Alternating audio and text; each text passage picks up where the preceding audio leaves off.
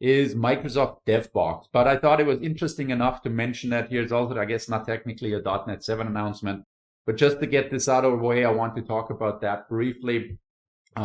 What is Microsoft DevBox? Microsoft DevBox is an offering on Azure that gives you access to virtual machines that are specifically geared towards software developers. So rather than developers using a laptop or a desktop or a VM locally, this allows you to set up VMs in the cloud that are high-powered, high-performance machines that are set up specifically with developers in mind and pre-configured with the latest version of Visual Studio, latest version of .NET, latest version of many other developer technologies that you can pick and choose from depending on what your technology is. And so you're like, okay, well, that's a VM in the cloud that just happens to be pre-installed with those types of things. Big deal. Well, it's actually a little more exciting than that, which is why I want to mention it here. Because what DevBox is, it's a whole environment around managing those types of things.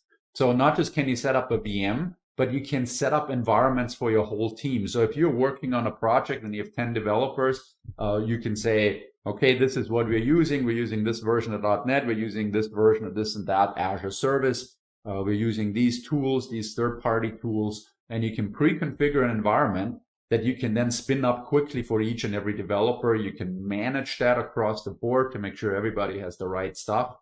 And you can then have multiple projects even. So you can say, well, my second project is totally different. We're using different technology, maybe possibly something that is even in conflict with the other one. And so you can spin up all these different environments in a very, very controlled fashion and do so across the board. And what you're doing is you're basically paying for the time people are using on those boxes, and you don't even, it's my understanding, this is in preview right now, but it's my understanding that what you need is a Windows license. So if you already have a Windows license, you should be good to go. And then everything in the box, you're basically paying for by the hour, and you don't need any additional licenses. Now, as this finally releases, it's a preview, as I said, you may want to take a look at the exact conditions again, but that's my understanding at this point.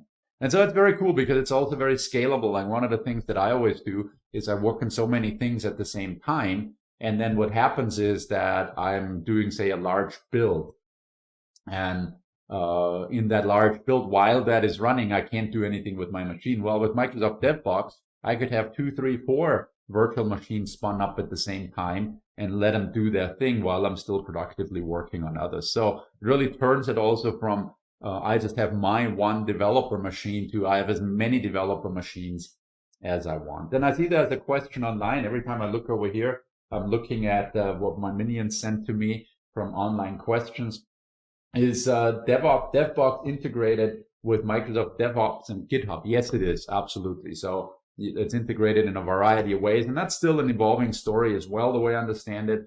But certainly all the GitHub stuff that a developer would use is integrated, and even webhooks and all kinds of other tie-ins there. And of course, GitHub, that's a great question, because GitHub is becoming very rapidly the central hub for all kinds of Microsoft development. So absolutely, that is integrated, and it's an important thing. If you have any other questions, by the way, go ahead, ask them online. We have several people from Code that are listening in and possibly even answering questions directly, but they also pass it on to me. Like I said, every time I look over here, that's my command center where I get these questions. I may not answer every question right away, but I'll try to fit them in as possible. And the ones that I can't get done during the presentation, I'll stick around afterwards and respond to afterwards.